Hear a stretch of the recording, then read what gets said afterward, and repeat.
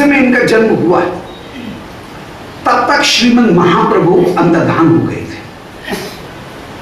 महाप्रभु 1542 से लेकर के 1580 तक विक्रम संवत महाप्रभु विराजमान रहे, 48 वर्ष, जिसमें 24 वर्ष श्रीमद महाप्रभु का नवद्वीप लीला और 24 वर्ष की नीलाचल लीला। 24 वर्ष में 6 महीने 6 वर्ष श्रीमद महाप्रभु विचरण करते रहे, वही मध्य लीला है।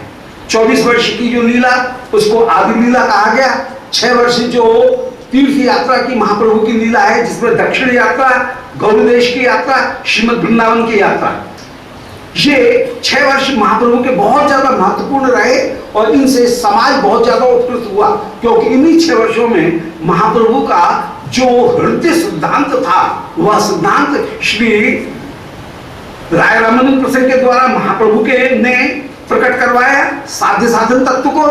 फिर जीव रूप गोस्वामी जी के द्वारा रस तत्व को प्रयाग में 10 दिन रह करके श्रीमद महाप्रभु ने रूप गोस्वामी जी को ज्ञान उपदेश दिया, और काशी में 2 महीने रह करके श्रीमद महाप्रभु ने सनातन गोस्वामी जी को भी सनातन शिक्षा प्रदान की। तो ये जो यात्रा के 6 वर्ष हैं, ये इतने ज्यादा महत्वपूर्ण हैं कि इनके आधार पर ही संपूर्ण भक्ति सिद्धांत कहीं सामने प्रकट हुआ है। ये 6 वर्ष का समय बहुत महत्वपूर्ण है। फिर इसके बाद में 18 वर्ष श्रीमद महाप्रभु श्री नीलाचल में जगन्नाथपुरी में आप लगभग क्षेत्र संन्यास लेकर के श्री विराजमान रहे। एक स्थान पर ही श्रीमद महाप्रभु विराजमान रहे। तो श्रीमद महाप्रभु 1589 में अंतर्धान हो गए। 1589 में अंतर्धान हो गए, जबकि इनका जन्म जो है वो 1585 में हुआ। तो महाप्रभु के जन्म के समय, महाप्रभु के अंतर्धान के समय ये लगभग 4-5 वर्ष के रहे होंगे। श्री कृष्णदास कविराज महाप्रभु का दर्शन किया होगा बाल्यावस्था में, परंतु बहुत बाल्यकाल में ही श्रीमद महाप्रभु की लीला इनके सामने से कहीं निकल गई होगी और इन्होंने केवल दर्शन मात्र किया होगा। श्री नित्यानंद प्रभु भी जल्दी से अंतर्धान हो गए। महाप्रभु के अंतर्धान होने के बाद में तो जाने क्या हुआ, सब एक जैसे जितना भी महाप्रभु का प्रकट था वो प्रायः जल्दी जल्दी अंतर्धान होते हुए चला गया।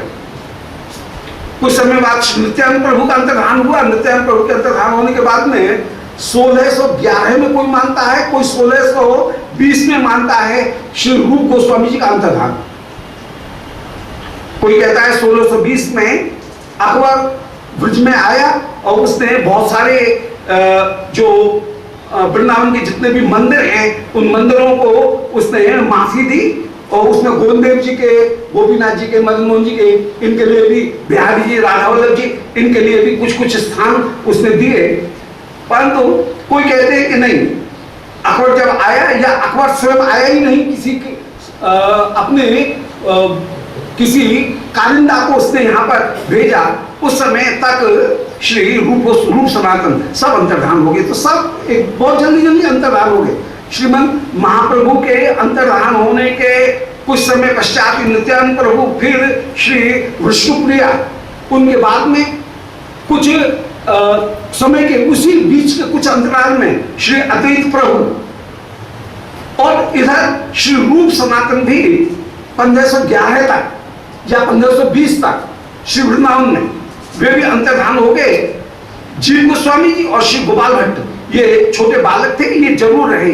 तो इनका संग श्री कविराज गोस्वामी जी को वृंदावन में प्राप्त हुआ। नित्यानंद प्रभु ने भी स्वप्न में श्री कृष्णदास कविराज को आदेश प्रदान किया। श्री नित्यानंद प्रभु के जिस स्वरूप को देखा वो श्याम चिक्कन स्वरूप के रूप में दर्शन किया, जबकि नित्यानंद प्रभु का काश्मीर गौर स्वरूप कहीं निरूपण किया गया है, परंतु इन्होंने जो दर्शन किया वो श्याम चिक्कन स्वरूप में दर्शन दिया। और श्री नित्यानंद प्रभु ने स्वप्न में कृष्णदास कविराज को आदेश दिया कि अहे कृष्णदास मुनि नकर संशय वृंदावन याह तहां सर्व सिद्धि होय। बोले तुम वृंदावन जाओ और तुमको सर्व सिद्धि होगी। श्री नित्यानंद प्रभु के इस आदेश को प्राप्त करके श्री कृष्णदास कविराज वृंदावन में पधारे और वृंदावन में पधार करके स्वप्न में नित्यानंद प्रभु ने इनकी कृपा की। विशेष रूप से श्री रघुनाथ भट्ट गोस्वामी जी के पास में श्री कृष्णदास कविराज रहे और रघुनाथ भट्ट गोस्वामी जी का बड़ा भारी अनुग्रह इनके ऊपर हुआ। इनको कहीं दीक्षा आदि भी प्रदान करते हुए, साक्षात जो दीक्षा है वो भी प्रदान करते हुए वे विराजमान हुए हैं। श्री कृष्णदास कविराज उनसे श्री गोविंद देव जी के सेवक हरदास गोस्वामी, उन हरदास गोस्वामी ने विशेष रूप से प्रार्थना की कि श्रीमद् महाप्रभु की अंत लीला सामने प्रकट नहीं है। श्री वृंदावन दास जी ने चैतन्य भागवत में महाप्रभु की जो अन्य अन्य लीलाएं हैं, आदि लीला और मध्य लीला, उनका तो विस्तार पूर्वक वर्णन किया है, परंतु अंत लीला का वर्णन नहीं किया है। आप अंत लीला को विशेष रूप से कहिए। नित्यानंद प्रभु के प्रीति का इतना आवेश आ गया श्री वृंदावन दास जी को कि उन्होंने चैतन्य भागवत, जिसका पहले नाम था चैतन्य मंगल, बाद में चैतन्य भागवत नाम हो गया, उस चैतन्य मंगल ग्रंथ में या चैतन्य भागवत ग्रंथ में नित्यानंद चरित्र का तो खूब विस्तार कर दिया, परंतु महाप्रभु की अंत लीला का विस्तार नहीं कर सके। तो अंत लीला का विस्तार करने के लिए श्री कविराज गोस्वामी ने विशेष रूप से उस समय 1672 में चैतन्य चरितामृत को लिखा। लिखने के पहले जेठ मास में श्री चैतन्य चरितामृत की जयंती आती है, तो 1672 में विक्रम संवत में इन्होंने चैतन्य चरितामृत को उस समय लिखा। और उस समय श्री कृष्णदास कविराज गोस्वामी, उनकी 87 वर्ष की अवस्था थी, कमर बिल्कुल झुक रही थी, आंखों से दिख नहीं रहा है, और आदेश दिया है श्री गोविंद देव जी के सेवक श्री हरदास गोस्वामी जी ने कि आप चैतन्य चरितामृत को प्रकट करें। वो कहते मैं कैसे लिखूंगा, और इतने में श्री गोविंद देव जी के कंठ से माला खिसकी और माला को जब कविराज गोस्वामी जी को दिया तो समझ गए कि श्री गोविंद देव जी ने आदेश प्रदान किया है, आज्ञा माला मुझे मिल गई है। और उस आज्ञा माला को धारण करके उस वृद्धावस्था में उन्होंने खुद ने लिखा है कि लिखने में मेरा हाथ कांपता है, आंख से दिखता नहीं है, और कमर बिल्कुल दोहरा हो गई है। झुक करके कविराज गोस्वामी जी ने लिखा। कविराज गोस्वामी जी का चैतन्य चरितामृत एक अद्भुत ग्रंथ, या केवल लीला ग्रंथ नहीं है, बल्कि 6 गोस्वामियों का जो भी सिद्धांत पक्ष था, उस सिद्धांत का एक विश्वकोश, एनसाइक्लोपीडिया यदि कोई है तो वो श्री चैतन्य चरितामृत है। और एक चैतन्य चरितामृत ग्रंथ को यदि कोई ढंग से पढ़ ले तो वो सिद्धांत में पक्का हो जाए, उसे किसी दूसरे ग्रंथ को पढ़ने की सिद्धांत समझने में उसको आवश्यकता होगी ही नहीं। सारे सिद्धांत श्री चैतन्य चरितामृत में विराजमान। मितंच सारंच वचो हे वाग्मिता, ये कृष्णदास कविराज का बहुत बड़ा योगदान रहा है। इतने संक्षेप में बड़े से बड़े सिद्धांत को प्रस्तुत कर देना, चैतन्य अंतिम लीला को प्रस्तुत करना, चैतन्य लीला के वे पक्ष जो श्री वृंदावन दास जी जिनको केवल संक्षेप में छोड़ गए और जिनकी व्याख्या नहीं की, उन व्याख्या अंशों को उन्होंने विशेष रूप से अपनाया। उस समय श्री महाप्रभु के जीवन काल के, महाप्रभु के लीला काल के जितने भी परकर थे, उन परकरों के साथ में इनको जो संपर्क मिला, या महाप्रभु के एक पीढ़ी के बाद में ही तो है, तो एक पीढ़ी के बाद के होने पर जो इनको महाप्रभु के लीला चरित्र के जो साक्षात संदर्भ प्राप्त हुए, तो ऐतिहासिक दृष्टि से यदि देखा जाए तो चैतन्य चरितामृत की एक बहुत बड़ी विशेषता यह है कि उसमें ऐतिहासिक सत्यता का उल्लंघन नहीं किया गया। बहुत विनम्रता के साथ में निवेदन किया जा सकता है कि अन्य संप्रदायों के ग्रंथ में इतिहास के साथ में बहुत छेड़खानी की गई, परंतु जो वर्तमान इतिहासकार हैं वे भी मानते हैं कि चैतन्य चरितामृत में जो संदर्भ दिए गए हैं वे जितने ऐतिहासिक और प्रामाणिक हैं, उनमें इतिहास के साथ में कम से कम छेड़खानी हुई है। वे जितने सत्य हैं इतने दूसरे संप्रदायों के सांप्रदायिक चरित्र ग्रंथ उतने इतिहास की दृष्टि से प्रामाणिक नहीं है। ये इतिहासकारों का ऐसा मत है। तो एक बहुत बड़ा योगदान है चैतन्य चरितामृत का। श्री कविराज गोस्वामी ने 3 अमृतों को प्रकट किया। चैतन्य चरितामृत, श्री गोविंद लीलामृत, उसका तो कहना ही क्या, उसका ये आश्रय लेकर के यहाँ पर 2-3 महीने से जो प्रवचन चला, जो सेवा चल रही है, वो उसी का आश्रय लेकर के चल रही है।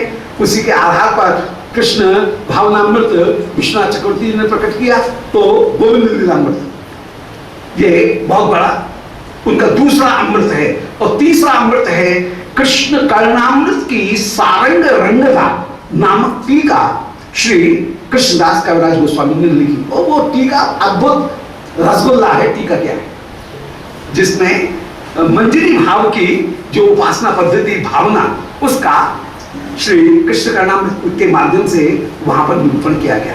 तो श्री कृष्ण कर्णामृत, चैतन्य चरितामृत और गोविंद लीलामृत, इन तीनों अमृतों को श्री कविराज गोस्वामी जी ने प्रकट किया।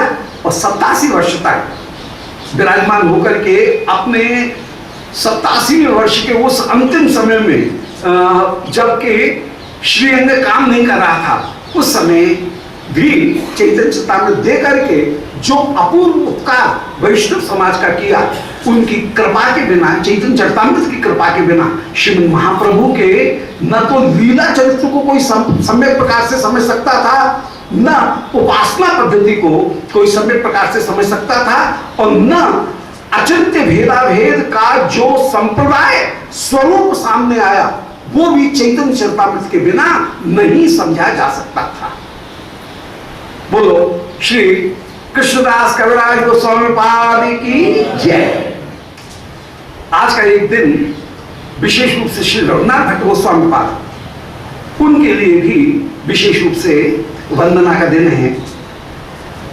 गौर गणोदेश दीपिका में कवि कर्णपुर निरूपण कर रहे हैं कि रघुनाथाक्षित को भट्ट पुराया राग मंजरी कृत श्री राधिका कुंड कुटीर बसित सतु, कि श्री कृष्ण लीला में जो राग मंजरी थी वे ही रघुनाथ भट्ट गोस्वामी होकर के प्रकट हुई। तो राग मंजरी जी ही का ही निकुंज में जो राग मंजरी है ब्रज लीला में, वो ही श्री रघुनाथ भट्ट गोस्वामी होकर के विराजमान। दक्षिण देश के आंध्र के कहीं निवासी रहे, परंतु इनके पूर्वज कहीं विचरण करते हुए जाकर के अपने आजीविका के लिए ये पूर्व बंगाल में जाकर के रहे। बंगाल में भी आकर के बसे। पहले पूर्व बंगाल, पश्चिम बंगाल अलग तो था ही नहीं, एक ही था, बृहद भारतवर्ष था। और उस समय ये ढाका में, विशेष रूप से ढाका के आसपास कहीं विराजमान हुए। श्री तपन मिश्र इनके पिता थे। मिश्र उनको कहते हैं जो वैदिक मंत्र और पौराणिक मंत्र इन दोनों को मिलाकर के जो पूजन करें उनका नाम है मिश्र। मिश्रित होकर के जो पूजा करें उनका नाम मिश्र। मिश्र जी मिश्र जी को कि माने कहीं पूजन करने में कुछ तो वैदिक मंत्र का प्रयोग करेंगे और कहीं जो पौराणिक मंत्र हैं उन पौराणिक मंत्रों का भी जो पूजन प्रयोग करें उनका नाम मिश्र। श्री तपन मिश्र रहे बहुत ऊंचे भट्ट, माने जो दाक्षाणात्य भट्ट परिवार है वो बड़ा बंधनी परिवार और बड़ा समृद्ध परिवार, शास्त्रीय दृष्टि से बड़ा पूजनीय रहा। भटन्ति शास्त्रम शास्त्राणी इति भट्ट। भट्ट शब्द का अर्थ ही होता है जो शास्त्र की व्याख्या विशेष रूप से करे उसका नाम भट्ट। तो श्री तपन मिश्र, श्री रघुनाथ भट्ट बड़े प्रसिद्ध होकर के कहीं रहे। 1425 शताब्द में श्री रघुनाथ भट्ट गोस्वामी का जन्म हुआ है। शताब्द में यदि 135 वर्ष जोड़ दिए जाएं तो विक्रम संवत आ जाता है। 135 वर्ष जोड़ लेने पर शताब्द में विक्रम संवत आ जाता है। तो 1562 विक्रम में इनका जन्म हुआ। 1525 और फिर 35 और जोड़ेंगे 1570 विक्रम में इनका, 1560 विक्रम में इनका जन्म आ जाएगा। कितना 135 जोड़ेंगे तो उतना ही निकलेगा, कहीं जितना भी जोड़े 135 जोड़ेंगे तो 1425 में 135 और जोड़ करके तो ये कहीं विराजमान उतने जोड़ने पड़ेंगे। ये पद्मावती के किनारे पूर्व बंग में, विशेष रूप से रामपुर में ये रहे। गंगा ही पद्मा बांग्लादेश में, आजकल जो बांग्लादेश है उसमें वो पद्मा कहलाती है। गंगा की ही एक धारा वहां से जो निकलती है वो पद्मा कहलाती है। तो पद्मावती के किनारे इनका रामपुर में जन्म हुआ है। श्री महाप्रभु जिस समय आप श्री लक्ष्मी प्रिया जी के साथ में विवाह करके विराजमान हुए और आप कहीं धन एकत्रित करने के लिए उस समय अलग से आप गए और आपने ढाका में अपनी नई पाठशाला खोली। महाप्रभु ने अभी संन्यास नहीं लिया, महाप्रभु ने कुछ दिन आपने पढ़ाया नवद्वीप में, फिर आप श्रीमद महाप्रभु पधारे आप ढाका में, और ढाका में नई पाठशाला खोली है और वहां पर बहुत सारे विद्यार्थी महाप्रभु के पास में विद्या अध्ययन करने के लिए पधारे। इधर नववधू श्री विष्णुप्रिया, लक्ष्मी प्रिया जी मां की सेवा करते हुए, शची मां की सेवा करते हुए विराजमान।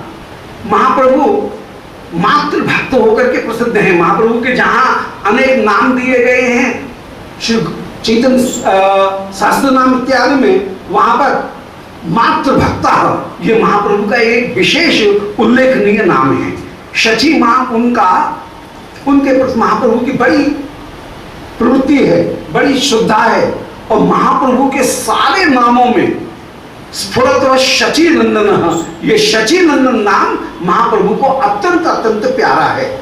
जो शची शची कहकर के या शची नंदन कहकर के महाप्रभु की वंदना करते हैं, महाप्रभु को ये लगता है अरे ये मेरी मां का को आदर दे रहा है और मां का भी भक्त है, इसलिए महाप्रभु शची नंदन नाम से अत्यंत अत्यंत प्रसन्न होते हैं और जल्दी से कृपा करते। इसलिए रूप गोस्वामी जी भी जहां पर कर रहे हैं वहां पर अंदर चरिमचरात इस श्लोक में स्फुरत हुआ है शची नंदन, तुम लोगों के हृदय में वे शची नंदन विशेष रूप से स्फुरित हो। तो श्रीमद महाप्रभु भले पूर्व बंगाल चले गए परंतु शची मां का निरंतर निरंतर स्मरण करते रहे। शची मां के की स्मृति आपको रही और श्री महाप्रभु के वियोग ने ही जब सर्प का रूप धारण करके श्री लक्ष्मी प्रिया जी को ग्रस लिया, श्री लक्ष्मी प्रिया अंतर्धान हुई, महाप्रभु को इतनी दूर रहने पर भी, प्रदेश में रहने पर भी कुछ मन उच्चता, कुछ आभास हुआ और महाप्रभु बोले ना अब यहां पर नहीं रहते, चलो मां के पास नहीं चलते। और महाप्रभु करीब 1 वर्ष से कुछ अधिक रह करके बांग्लादेश में, आजकल जिसको बांग्लादेश है पूर्व बंगाल, उस पूर्व बंगाल में रह करके महाप्रभु अपने सामान को लेकर के, बहुत सारा भेंट उस समय विद्यार्थियों ने इनको दी, काफी धन एकत्रित हो गया था उस भेंट को लेकर के। अब महाप्रभु के सामान की पैकिंग हो रही है, सारे शिष्य पैकिंग में लग रहे हैं कि महाप्रभु जाएंगे, अब घर बदलना है तो सामान भी काफी हो गया था। और उसी समय श्री तपन मिश्र महाप्रभु के पास में आए और महाप्रभु के पास में आकर के बोले कि महाराज मैंने बहुत से शास्त्रों का अध्ययन भी किया है, परंतु अभी तक ये निर्णय नहीं कर पाया हूं। शास्त्रों को तो मुझे ऐसा लगता है ये शास्त्र नहीं है, जंगल है, कहां भटक जाऊं, तो उसमें कोई पता नहीं लगता है। ये साधन साध्य तत्व, इसका निर्णय करके आप मुझे बताइए। अब महाप्रभु जल्दी में थे, उस समय तो मन पूरा वो पैकिंग हो रही थी और सामान बढ़ रहा है। फिर भी महाप्रभु श्री तपन मिश्र बड़े भोले भाले सीधे साधे पंत विद्वान एक ब्राह्मण हैं, वे महाप्रभु के पास में हृदय से कोई बात पूछ रहे हैं, महाप्रभु उत्तर जरूर देंगे। ये संतों का स्वभाव होता है कि कोई पूछे तो जरूर उत्तर जरूर देंगे जो भी आता है। तो श्री महाप्रभु उसी संताई में उत्तर देते हुए बोले कि नाम संकीर्तन के द्वारा तुमको सब कुछ वस्तु का निर्णय हो जाएगा। और महाप्रभु ने एक तरह से श्री रघुनाथ भट्ट गोस्वामी और उनके पिता श्री तपन मिश्र इनके सामने कृपा करके श्री भगवत स्वरूप, श्री युगल स्वरूप श्री हरे कृष्ण मंत्र का कहीं स्थापन किया। हरे कृष्ण मंत्र को जैसे प्रकट ही किया सार्वजनिक रूप में। और महाप्रभु स्वयं भी जितना जब भी कीर्तन करते हैं, तब कीर्तन करते समय अन्य कीर्तन तो बहुत से हैं, हरि हरे नमः इत्यादि जो कीर्तन हैं उनको कृष्ण कृष्ण कृष्ण कृष्ण कृष्ण कृष्ण है, हरे कृष्ण मंत्र इसके साथ में महाप्रभु बहुत कम कीर्तन करते हैं। कभी कीर्तन भी करते हैं तो उस समय डोरी जो है उसको कमर में रख करके डोरी को सरकाते हुए नाम गणना पूर्वक ही श्रीमद महाप्रभु एक मर्यादा स्थापित करते हैं और हरे कृष्ण मंत्र उनका गणना पूर्वक महाप्रभु कीर्तन करते हैं, बिना गणना पूर्वक नहीं करते हैं, एक मर्यादा भी स्थापित की। तो श्री महाप्रभु ने विशेष रूप से श्री हरे कृष्ण मंत्र जो हैं उन हरे कृष्ण मंत्र को उस समय बताया इनको, और एक तरह से एक उपदेश महामंत्र का श्री रघुनाथ भट्ट गोस्वामी जी को और श्री तपन मिश्र को उस समय प्राप्त हुआ कि 32 अक्षर 16 नाम और 8 युगल का जो दिव्य मंत्र है, उस दिव्य मंत्र के द्वारा तुमको साधन साध्य तत्व सब कुछ अपने आप स्पष्ट हो जाएगा। जबीते जबे प्रेमांकुर होवे साधन साध्य तत्व जाने वासे सोवे, तुम सारे साधन साध्य तत्व को अपने आप जाना हो। तो श्री रघुनाथ दास गोस्वामी का कितनी कृपा कि माने एक साधन साध्य तत्व का जो संक्षिप्त सार रूप जो वस्तु है वो श्रीमद महाप्रभु ने प्रदान की कि हरे नाम साधन भी है साध्य भी, केवल साधन नहीं है बल्कि वे साध्य भी होकर के विराजमान, साधन साध्य दोनों होकर के श्री हरि नाम विराजमान हैं। श्री तपन मिश्र ने अभिलाषा की कि मैं भी आपके साथ में नवद्वीप चलता हूं। उस समय श्री महाप्रभु ने कहा कि नहीं तुम मेरे साथ में अभी मत चलो, तुम काशी में मिलना। अब बोलो महाराज कोई बात है? इसका मतलब है कि तुमने संन्यास करने का पहले निर्णय कर लिया कि काशी में मैं आऊंगा, काशी में मिलना। इस उक्ति से पता लगता है कि महाप्रभु पहले ही निर्णय कर चुके थे कि अब मुझे संन्यास ग्रहण करना है, और आपने श्री तपन मिश्र को अपने साथ में नहीं रखा। ये कह रहा है कि मैं काशी में आऊंगा, काशी में तुम मुझसे मिलो। ऐसा कहकर के श्री महाप्रभु उस समय तपन मिश्र को वहीं छोड़ते हैं और आप लौट करके आते हैं। श्री महाप्रभु जब लौट करके आए, सब लीला वो जानते हैं। इसके बाद में महाप्रभु को पता लगा, कुछ उदास भी हुए महाप्रभु श्री लक्ष्मी प्रिया जी के वियोग में।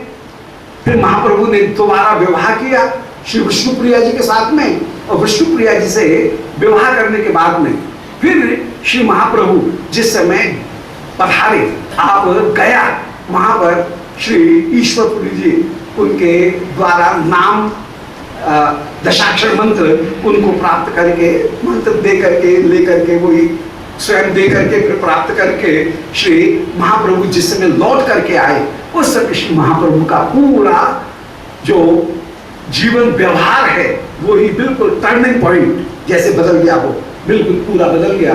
और महाप्रभु कृष्ण चर्चा के अतिरिक्त अपने विद्यार्थियों के साथ में भी कोई चर्चा नहीं करें, वो एक अलग प्रसंग है। श्रीमद महाप्रभु ने संन्यास ग्रहण किया और संन्यास ग्रहण करके श्रीमद महाप्रभु उस समय पधारे। संन्यास ग्रहण करने के बाद में माने माघ के महीने में संक्रांति, माघ संक्रांति के ऊपर मकर संक्रांति के दिन महाप्रभु ने संन्यास ग्रहण किया। संन्यास ग्रहण करके महाप्रभु फिर प्रथम भिक्षा करने के लिए नित्यानंद प्रभु बड़े चतुराई के साथ में महाप्रभु को लेकर के श्री शांतिपुर पधारे और शांतिपुर में अद्वैत आचार्य के यहाँ पर महाप्रभु ने प्रथम भिक्षा ग्रहण की।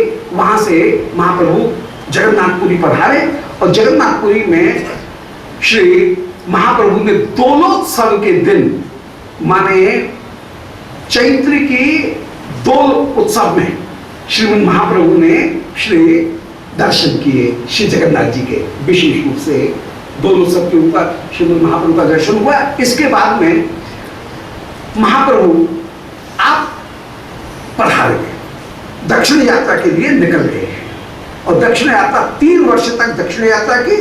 3 वर्ष के बाद में लौट करके आए। उस समय सब गौड़ीय भक्तगण महाप्रभु से मिलने के लिए गए। 4थे वर्ष 5वें वर्ष महाप्रभु ने कहलाया तुम मत आना, मैं स्वयं आऊंगा। और श्रीमद महाप्रभु उस समय स्वयं गौड़ देश की यात्रा करने के लिए पधारे।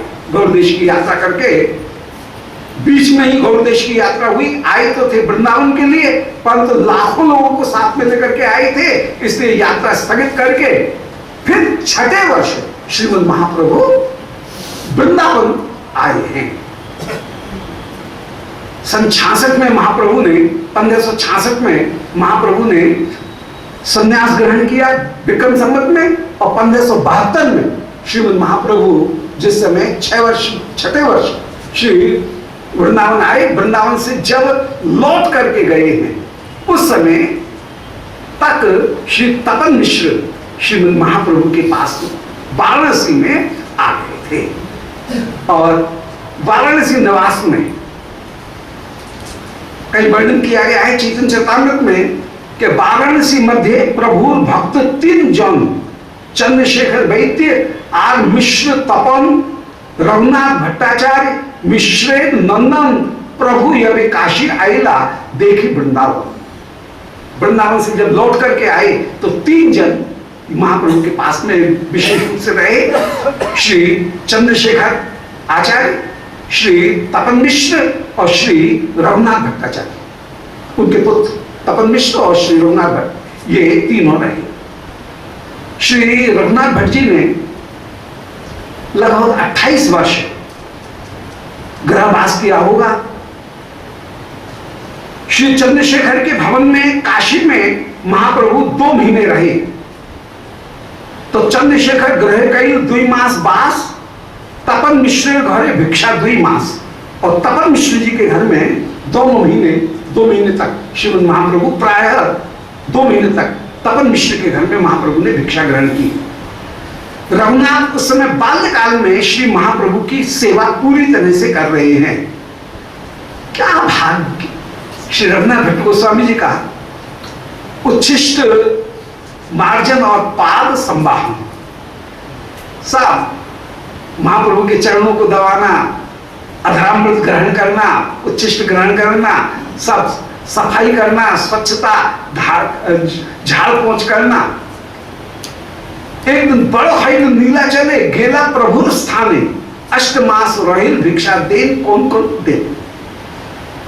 नीलाचल में भी श्री रघुनाथ भट्ट गोस्वामी पधारे और वहां पर पिता से आज्ञा लेकर के नीलाचल में जिस समय पधारे महाप्रभु पहुंच गए थे नीलाचल, तब ये भी महाप्रभु के पास में आए और वहां पर किसी समय में ये भिक्षा देते हुए भी विराजमान। इनके साथ में एक सेवक था रामदास विश्वास, ये रामोपासक थे, कायस्थ थे। इन्होंने श्री रघुनाथ भट्ट जी की खूब सेवा की, महाप्रभु का दर्शन किया महाप्रभु का दर्शन करके बहुत संक्षिप्त में 8 महीने ये महाप्रभु के पास में रहे। रामदास विश्वास ये मुक्तकामी थे, इसलिए प्रभु की उनके ऊपर कृपा कम थी, परंतु रघुनाथ भट्ट गोस्वामी के ऊपर अत्यंत कृपा। 8 महीने बाद श्रीमद महाप्रभु ने जो आदेश दिए वो हम लोगों के बड़े काम किए। महाप्रभु ने रघुनाथ दास से कहा, रघुनाथ भट्ट से कहा कि भागवत पढ़ सदा लह कृष्ण नाम, भागवत को पढ़ो, कृष्ण नाम ग्रहण करो, श्री कृष्ण तुम्हारे ऊपर अवश्य कृपा करेंगे। ऐसा कहकर के श्रीमद महाप्रभु ने आलिंगन किया है, और महाप्रभु के आलिंगन को जो प्राप्त कर लेगा वो तो प्रेम मत हो गए। तो श्री रघुनाथ भट्ट गोस्वामी पाद